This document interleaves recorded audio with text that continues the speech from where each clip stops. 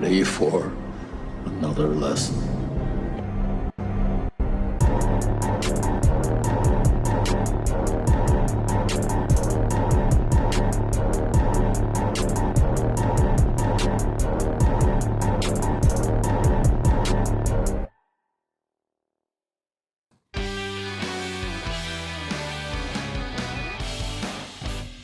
I'm going to pretend I heard any of that. Well, it's all coming in right now, man. Oh yeah, and fading out. I have it in my head, so I'm just going to pretend like I heard it. So what's up, listeners? Welcome back to another episode. Minisode. Minisode. I like minisode. I feel like there's a better term. Like minisode is good. I feel like there's probably a term for like what we're doing right now. A spin-off. Little spin-off. I think that's kind of what we're looking at. Little spin-off episode here at Back Row Banter. It is just the Nizza and I. Myself being Adam Schwartz, because I do want to clarify that in case we do release this as its own episode, or just tack it on to episode 81, which we are going to be recording here in a little bit.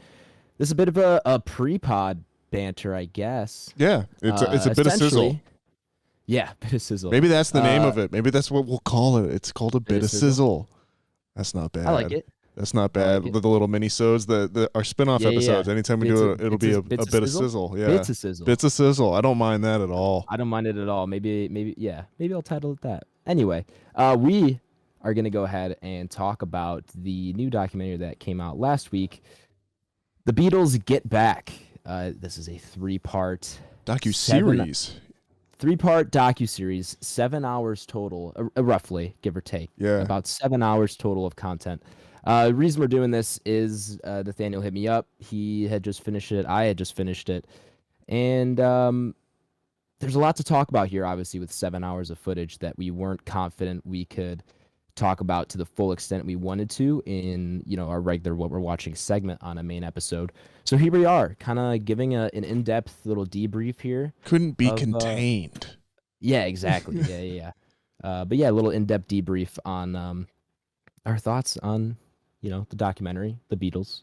Yeah. And everything in between. So we're going to go ahead and start us off. Nathaniel, what is your experience with the Beatles or your relation to them? So yeah, kind of like what you said, I was sort of watching this more, I guess, this being one of this would be what I would clarify as my most in-depth experience with the Beatles so far. I definitely like the Beatles, and it's one of those things where it's like you don't realize how many songs are the Beatles until like you kind of see it all listed out or you hear them kind of thing. Mm-hmm. Like sure. I guess I'm a person that I grew up on classic rock, that being my dad's generation. So I have a large catalog of Beatles songs that I know in my head that I don't actually know are the Beatles, because I grew up in a time when not every radio had like what every song track listing was or anything like that. You're in the car and the song's just playing. You don't know who's singing it. Yeah, exactly. I just knew it was a classic rock song and everything. So, so that's kind of weird to come into that. I definitely like the Beatles. I would, I've been to England, so I've definitely seen some of the places where they've played and stayed, and seen some of the sites and everything. You kind of Abbey Road. Yeah, I've seen Abbey Road. I saw the studios where this one was recorded as well in Savile Row. But yeah, and if you had asked, you pick up so much of it just through pop culture, I suppose too. Like I was enough of it. If you asked me if I had a favorite Beatle at the start of this, I would have an answer, and like I could pick Beatles songs and everything, and I own Beatles albums, but I'm not a Beatles head, if that would make sense. Not to that next level. From what I'm getting from you is you're a Beatles fan in the sense that you'll listen to them, you like them, you have your songs, you know your songs, but you're not, like you said, a Beatles head, a diehard fan. Correct. Who follows them religiously. Yeah, not in the way or looks back at them religiously, Yes, I'm much more into the grunge era. Like Nirvana is my favorite band of all time. Soundgarden, Pearl Jam. That was all kind of my stuff and what I've grown up on. Of course. Yeah, that was your generation's Beatles. And in a lot of ways. Yeah, you're just like one generation off, but of course you still listen to them and appreciate them. Yeah, and I know you are a bit more of one. If I don't understand, would you classify yourself as a Beatles head? That if you ask me, 5 to 7 years ago, yes. Okay. But I haven't gone fully in on my Beatles love in a long time. That was something that I'm even another generation removed from you. Sure, as of far as, course. like when the Beatles were at the height of their popularity. So it's not as common for my generation to be a fan of the Beatles. As I'm sure it's a little bit more common with your generation. Yeah, But there's definitely always those kids that are like yeah, full on mhm, Beatles, like yeah, maniacs. yeah, and that's really how. I wouldn't say I was a maniac as a kid about them, but that was like a lot of what I listened to. Just got it from my mom was a huge Beatles fan. I was My gonna mom's say, side of was the it family. was it from your parents? Yeah, mainly my mom. She always liked listening to the Beatles. My dad too, of course. And I just got exposed to them, really liked them, and to me that was just like that was the music I loved listening to. And Mm. when my growing up from like 2000 to 2010 or even 2000 like 2012, you had your big pop artists and everything, but none of that was stuff that like super grabbed my attention or stood out to me until I got a little bit older, around 13, 14. That kind of age is when I started kind of exploring more music. Yeah, So I feel like would that have been like kind of coinciding with the rise of like the Mumford and Sons, like yeah, to yeah, definitely. alternative folk to kind of like pop Exactly. music turn that kind Where of genres happened? started to merge a little bit, it got a Yeah. little bit more like experimental in the sense of like what can all this electronic music actually really turn into, and now you have different genres of pop mixing and different genres of rock Yeah, and and pop or country and pop. You have all this kind of mixing kind of stuff. I always remember that kind of being the time and era where I like personally started to turn away from what was considered like alternative music at that time and Sure. more into kind of like rap and Yeah. Yeah. like that's when I started listening a lot more like Kendrick Lamar and stuff Of like course. that, which is always just kind of funny as well too, I think, to me. So yeah, that makes sense in my memory of things of where you're kind of. I can see how that would fold into kind of like what your tastes have come, just as well as I know you from like the podcast and everything like that Yeah. too. Yeah. Exactly. It's so growing up, Beatles wasn't like the only thing I listened to, but it No, was kind of a go-to for me. sure. Just if I'm gonna put on something that I want to sing along to or no, from ages whatever 6 to 12 or 6 to 13, like that was what I would put on a Sure. lot of the time, and so I especially their hits, like I know a lot of their hits by heart. And Um, can you read/play music? no, Okay. I played the flute from the 5th grade to the 7th grade, and that is the full extent of my musical experience. Gotcha. Okay. I love music. I love listening to it. I love pretty much every single genre except for country. I'm the type of person like if someone is like, "Oh, I'm gonna put on classical music," I'd be like, "Oh, I'm down." Jazz, whatever it is, I'll listen to just about everything except for country. That's like the one thing I would never go out of my way to listen to, essentially. Mm, So love music, just not a very musical person. fair enough. So yeah, so all that being my answer, yes, I'm a big Beatles fan, but I'm not a maniac about them. I just don't have that connection because I never got to see them live, Mm, never, knew them at their peak, obviously. So I know a decent amount about them. I know a decent amount about the story of everything that's happened since they started um, to the events that we see in the documentary series, and everything that's happened since then. So I know the loose outline of the story, but I honestly watching this brought a lot of that back and I didn't realize how much of it I really forgot until I was watching this. I was like, oh yeah, they weren't always on the best terms with each other, mm, and especially towards the end here. Oh, by the way, I should probably clarify full spoilers for Get yeah. Back. Yeah. If you're concerned at all about spoilers for this, I don't.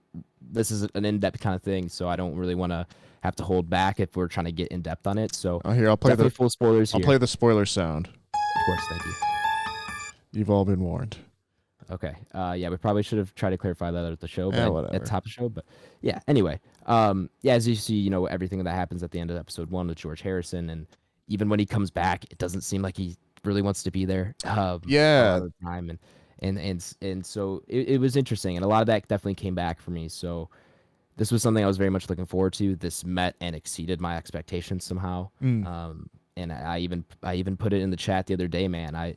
Give me all the raw footage. I would go You want through all that and just 70 hours? watch raw footage and listen to the raw audio and just see what's there, because I loved this kind of stuff. This is not only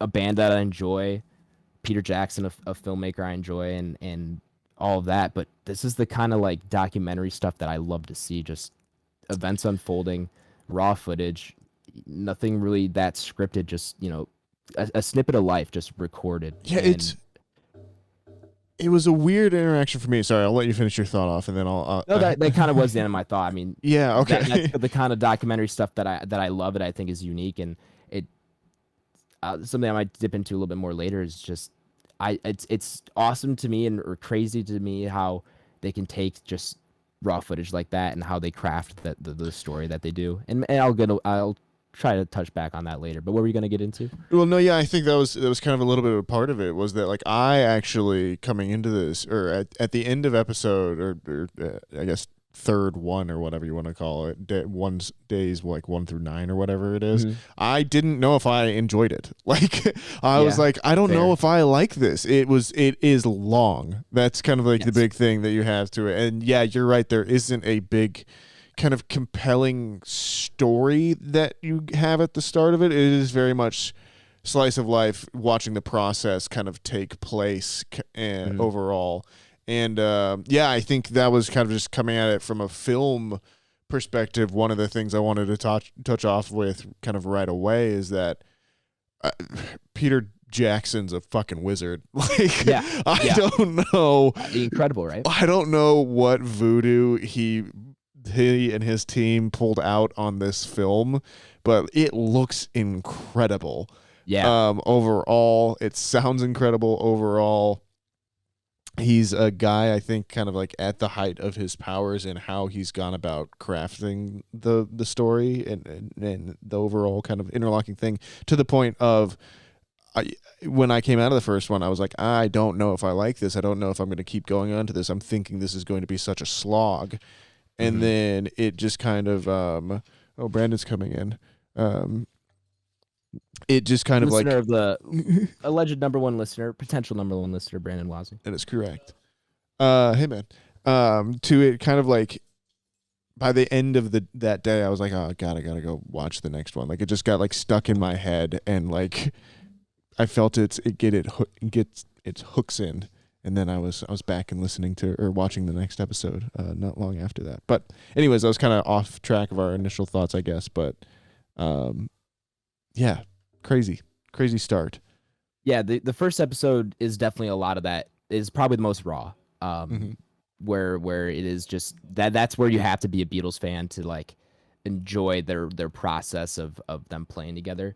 Or kind of just trying to figure out what they're going to play for this last album. You kind of have to enjoy them riffing off of each other in order to get that. And so I could definitely see how, coming in for you or a viewer like you where you don't have that connection to the Beatles that necessarily me or someone else who's even a bigger fan than I have, that definitely could have slogged for a while, for a bit. Because even it was for me too. I'm watching this like, oh, this is really, really cool. But man, how many times do I need to see John Lennon, sing the lyrics in a weird way that was crazy, kind of right? Like I didn't.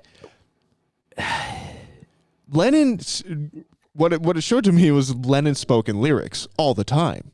It was like he just never. That was just how he talked to people, which I think goes back into that kind of how Jackson has gone about crafting this movie in that it emphasizes the characters of the men or how we are to understand them in and of its edits of them and how they're interacting with each other using filmic language, not only to back up and emphasize, but to also create those storylines of the men itself. And the film dedicates itself to that at the very start of it in each section where it's like, we try to maintain things as they happened, and that has a little kind of bit at the start there.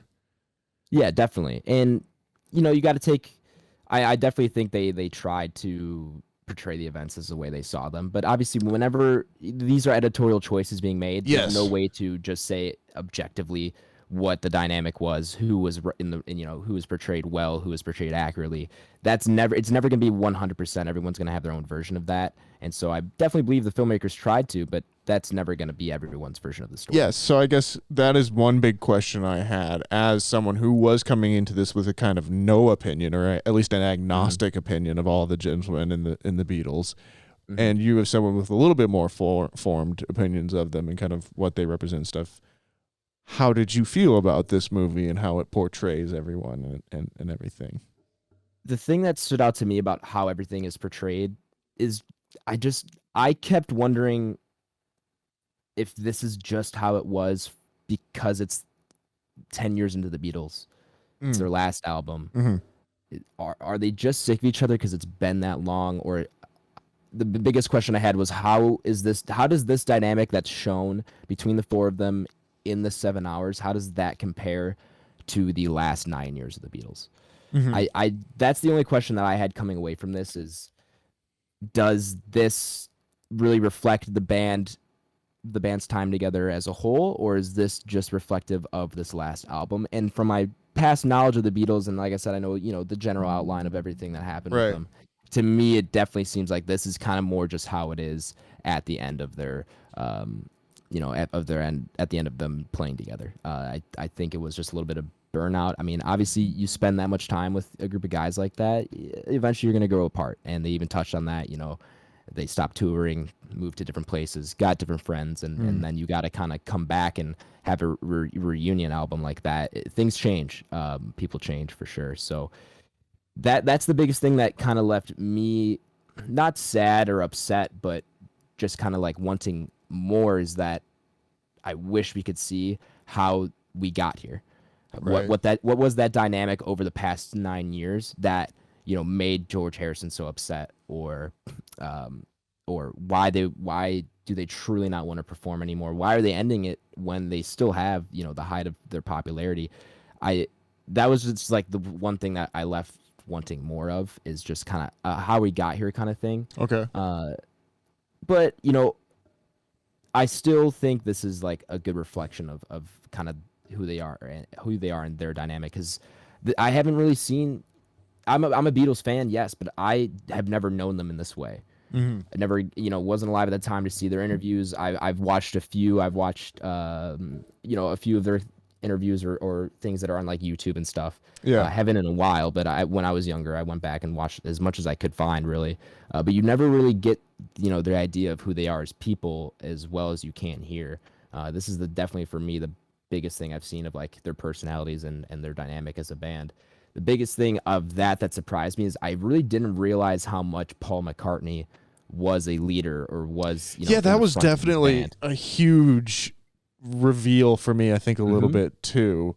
Yeah, and like I guess I understood that portion of it, but it wasn't sense. It wasn't so reflective. Yeah, and I guess it's just not something I'd ever really, even in my experience with the Beatles or whatever you want to call it, had never really put together or seen, just because that's not something that's really kind of passed along. And I think in general, the kind of assumption most of the time with some bands is, lead singer is probably, one of the leaders of the band. They're usually the biggest personality and the one that gets the most attention a lot of the time, not every single time, obviously, but that's kind of your general assumption, is probably John Lennon is one of the heads of is the head of the band in a sense. And you kind of see that wasn't necessarily the case here. It seemed like it was either McCartney in the front or McCartney and Lennon together. That was how that dynamic seemed to play out in this one, and in the way that they talked about it, it seems like that's how it's kind of always been. Yeah, I kind of like taking it, I guess, like all the way back to where you were coming to from your previous point there. It was interesting for me because both Lennon and McCartney are my age in this documentary itself, so there's a lot I feel that's like the other thing. Yeah, there's a lot that I feel like I identify with, and I guess I had always known that the Beatles' career took place over about a 10-year span, which always seems, we think of it being a lot longer than it is, but they get through a lot in a very quick amount of time. Yeah. They're what, 28, 27, 28? Yeah, I think Lennon and McCartney are 28, 27, and then Harrison's 26 in this. And so I think it's interesting that you are coming into it, but like as a person that didn't really have a great history for them or anything, I felt very in the moment with them and like understood them as yeah, let's go, everybody. You even check your phone, Ty? special interruption by Tyler right. Fidelis. Tyler, have you watched Get Back yet? Have you? Or are you just nodding your head? Okay, he's shaking his head now. Well, me and Nathaniel are doing a little in-depth little spiel, I guess. A little mini-sode. Let it go. Let it rip. On Get Back. Anyway, Get back. Yeah. Let's get back to what we were talking about, Nathaniel. I don't even remember. Whoa. Yeah, what was I saying? I was saying that How old as are a person, yes, as a person that was at the same age where they are, it's like coming into it, I didn't feel necessarily out of my depth or anything like that. And it was interesting that I thought the film did a good job of displaying that they maybe are at a point in their lives where it would be better for all of them to split up, personally for all of them. And that it would be more creatively beneficial, and like they really do need some time apart from each other, but there's all these forces kind of around them trying to keep them together, and all these kind of other pressures around why they're trying to be together. And you can see too from a genuine space of like they do care about each other and want to be with each other too. There's so many shots in here of just Lennon and McCartney staring longingly into each other's eyes as they craft songs together. Yeah. But yeah, I thought all of that was kind of really interesting and very successfully done as a person coming into it, not necessarily as aware of the history onto it, but I felt like I could quickly understand why things were happening, why it was going that direction, and maybe where it should be going and what other things would be standing in the way of that. Definitely. Yeah. And the biggest thing too is, I don't know how much you would agree with this, but for me, they do a good job of like kind of showing you why George Harrison felt the way he did. I mean, it was clear that he wanted a little bit more creative input, and McCartney and Lennon were spearheading that and not kind of letting it through. And I think they did a good job of kind of making you understand like how much that would probably suck for him. I mean, this is the Beatles is as much his, kind of, he's a part of it just as much as they are. Obviously wants his input on what's going to be their final album, and you could tell he wasn't getting the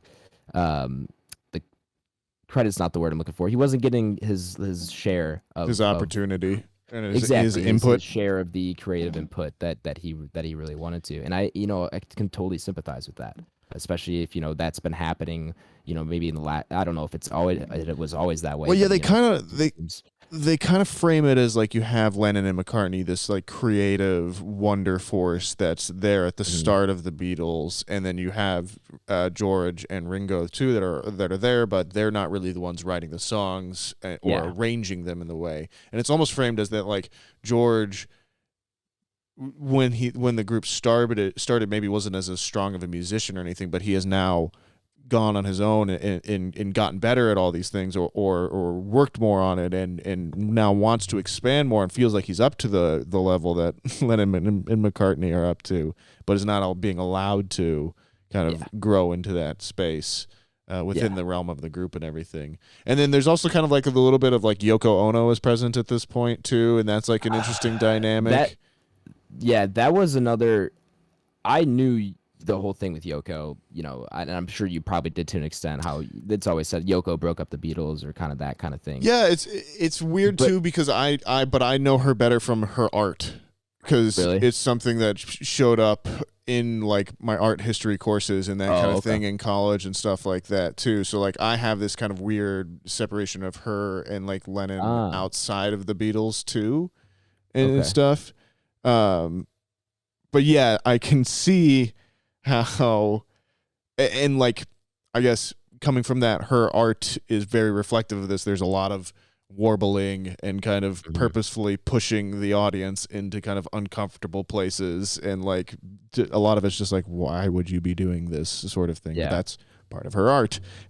And that some of that's present on this. But I thought it was really fascinating how they have it just felt really clear that Lennon and her, like Lennon just trusts everything that she's doing, and they're so codependent on each other, and that's just kind of like how it is. Like there's a point where like I think Paul or Ringo maybe passes her a piece of gum, and it's in like the very like last episode, and she just immediately cuts it in half and hands it part of it to Paul or to John. John's not looking, but then she kind of forces it into his hand, and without even like acknowledging it, just knowing that it's from Yoko, he just immediately looks at it, doesn't know what it is, throws it in his mouth. And I was like, it was just very kind of like emblematic, I think. And then like there's a bit earlier where Paul's like, well, John and Yoko just want to be together all the time, and that's fine if they're going to want to do that, but like I wish we had talked about it as a band first. And I think that was another thing too I thought was fascinating, is they're all very aware of what's happening, and they're pretty open about commenting on it too, and just kind of being like,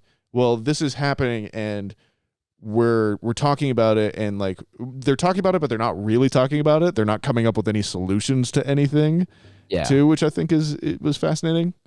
And they even make that comment at some point, like if John had to choose, he would choose Yoko. And so that's why I feel like, and they kind of, give you an understanding of this was not a really negotiable thing for him. It's like that's how it was, which is not really fair to the rest of them. No, but I think that's again like touches on that thing of like, well, maybe it is time that they should be splitting up. But sure, definitely. They're being kept there, and then the film kind of gives the face of that to the record label executives, and particularly the other director that's there doing the footage first. That's not Peter Jackson, Michael Phyllis Hogg or whatever. Who keeps wanting them to do a concert in Libya, which I thought was hysterical. And, that was very strange. And they were like, our fans are not. Yeah, they're talking about our fans are basically the world that you're talking about is America and Britain. Yeah. And I like, they're talking about like putting a bunch of people on a boat and like taking them over there and everything. We'll get a cruise. We'll get a cruise ship. We'll do it all. Yeah, we'll get everyone on a cruise. Yeah, that was funny. But what I was gonna say about Yoko and Lennon is I just didn't realize how weird they were. Yeah, especially together.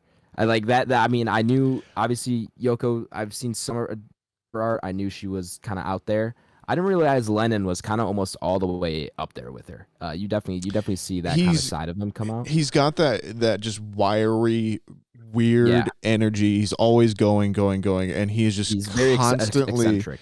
He's just constantly speaking in like rhyme, verse, lyric. Like he's almost never using his normal voice, which but it totally makes sense. And when you see it happen, and you see it bounced up against Paul, who is just so methodical and is so much more just kind of like, we need to like bang this out. Let's get the foundation verse first, and but also constantly pushing, like setting goals for himself. And then you see Lennon, who's just like, I haven't come up with anything yet, but give me 5 minutes on the spot, I'll do whatever. And like it's just, you see how it works, and then occasionally get George in there fighting for his bits, and then Ringo's just kind of there floating along doing his thing. Well, I was about to say, I think you can tell why that the Beatles got to where they are. I mean, when you have someone who's very methodical, very analytical about what music's being created and what one song needs and everything, but then you have this wild creative guy who's kind of just throwing whatever's out there, whatever comes to his head. When you meet those in the middle, is makes a lot of sense when you listen to the Beatles music. It meets in the middle for something that feels very structured, thought out, and not planned, but well thought out. But also this kind of whimsical to it, and they're very polished. Get an idea of that. Yeah, exactly. Yeah, that's exactly the word I'm looking for. It's very polished, but it's also very whimsical, and that meeting in most of their songs, you can see how they got there with that. I thought those two people being the creative leads. I thought the documentary did a good job of really digging into that process and making you understand they just beat the songs to death basically until it sounds right, or until they get it in there right. That was really interesting. The introduction of Billy Porter into the mix. That. Yeah, that was great, and like. I mean, I just never heard about it. He's basically the fifth Beatle on the album. Like he's just there for everything. Yeah, definitely. And I had no idea. I didn't even know that he was playing the piano on there. I just assumed it was Paul dubbed over. Right. So that was really cool to see too. I wish we got more of him, at least more natural dialogue from him. We really only see him show up and play the music. I really wish we would have gotten more his interactions with everybody. Yeah, I like that they are just like living in that weird kind of creative world though, where they're just like, we can kind of just do anything. We're the Beatles, and we're the kind of Beatles, thing. yeah. Yeah, and I thought that was really kind of interesting to see them go, and like, I don't know, almost inspiring in a way of like, you know, Yeah. I remember being in those sessions of like, you know, whatever your creative pursuit or anything like that, of when you're just working on something and you're working it to death and you're working it to death, and you do like, that is where you start to create that really, really good stuff. And like that is cool to see happen and understand, and like see almost represented and reflected in that way, that even these guys who are by some creative, you know, just considered the best of all time, they do go through that process too, and that same kind of roadblocks and that same manic kind of like, I'm so frustrated, I'm just banging my head against the wall kind of stuff until it works out, or it doesn't. And that was kind of cool and refreshing to see, I think, in some ways too.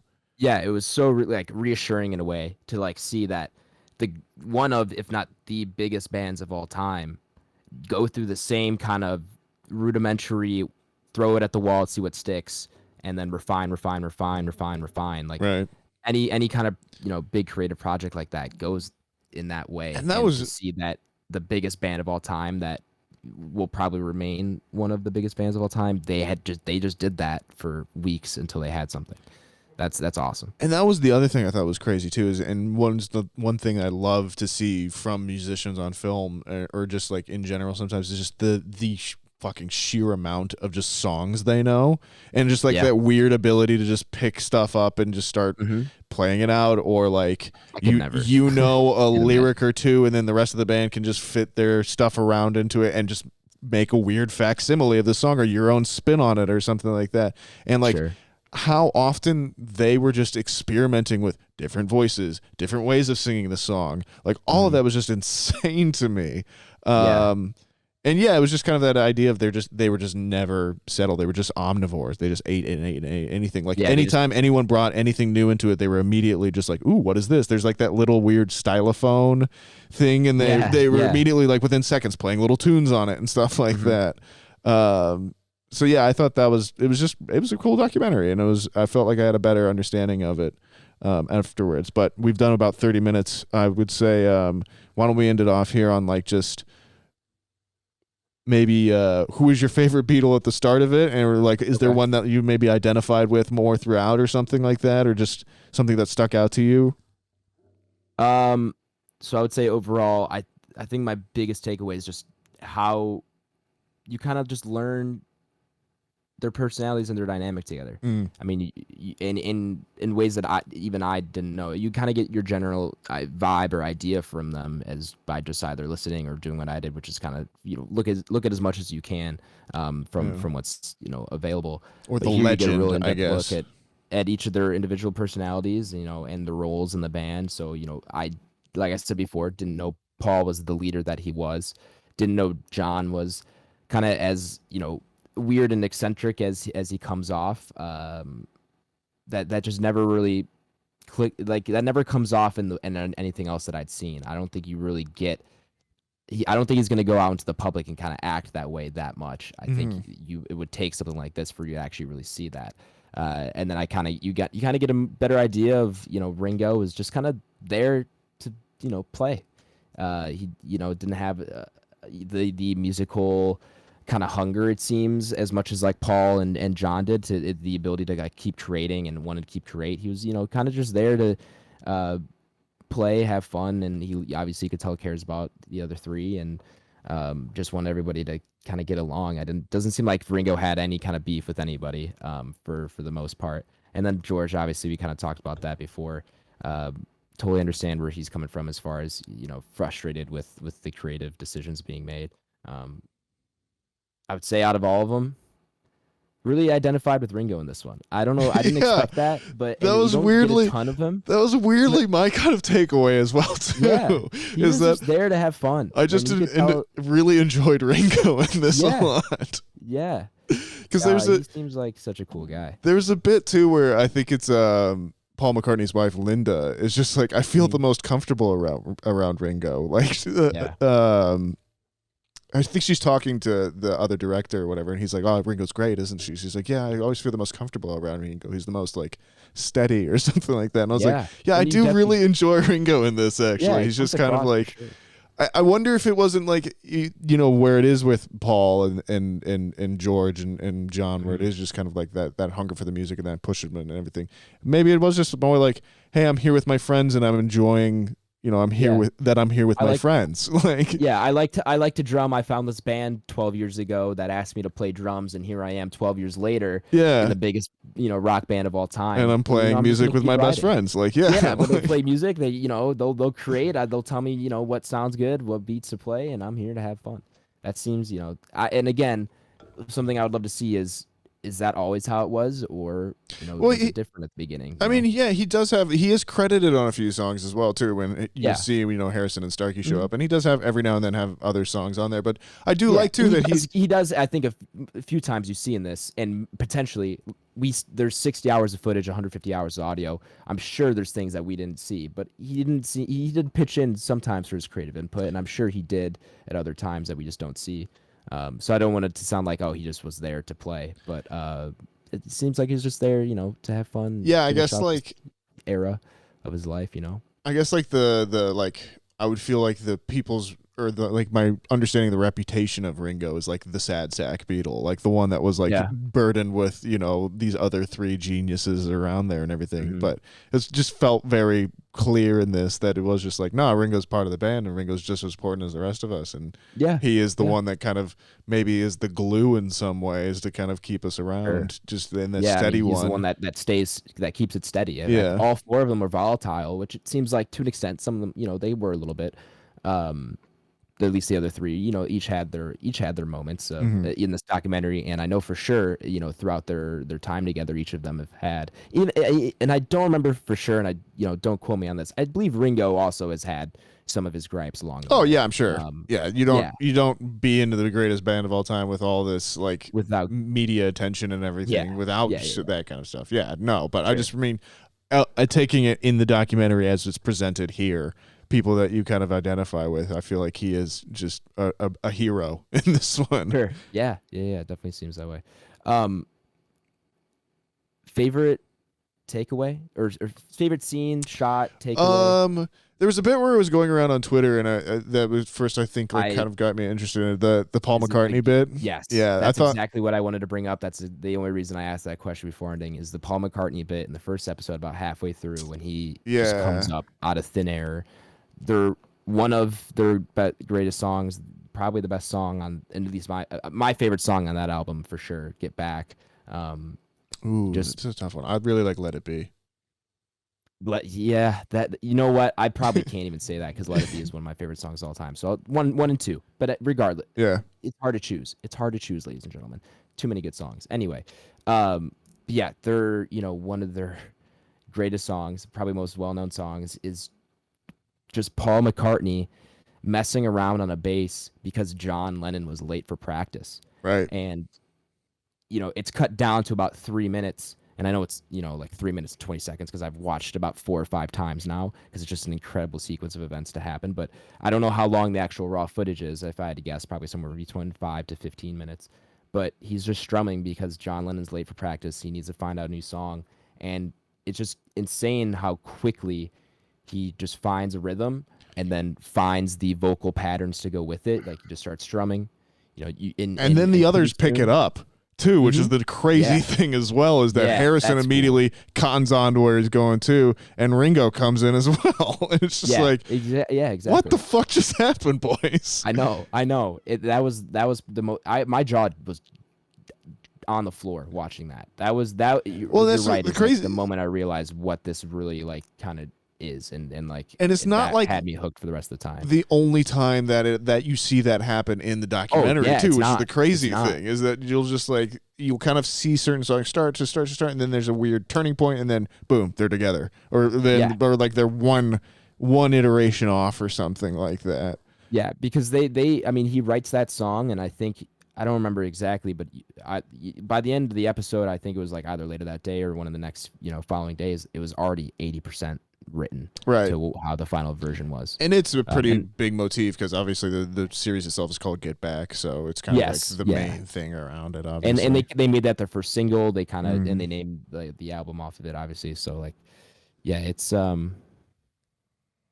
I could keep going because obviously there's 7 hours of footage here, but we do have to go record that next episode. So, ladies and gentlemen, thank you very much for joining us for this this bit of sizzle on the Beatles Get Back. Maybe we'll do this on more stuff. Either me and Nathaniel, me and Ty, or Ty and or Blake and Nathaniel. If you guys want to do some horror stuff, this would be We fun to could, kind of yeah. do with, do little spin-off episodes. For Peter sure. Jackson, if you're listening, I'll give you my email. You can send me all 60 hours of footage and all 150 hours of audio. That'd be much, much, much appreciated.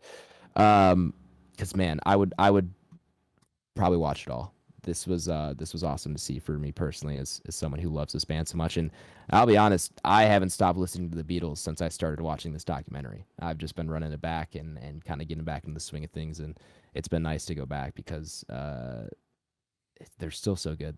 For me, it still holds up. That music is timeless for me, and I think it always will be. I definitely listened to the Let It Be 2021 mix today, so it's pretty good. Pretty it's awesome. good. All right, Well, let's I think that'll do it here. yeah, let's get the boys. For episode. Maybe I'll call it episode 81.5. Who knows? Who Right. knows? We'll see. Yeah. All right. Well, episode 81 is also live, so go ahead and check that out. And yeah, I guess we'll BRB. We'll be RB. Be excellent to each other, folks.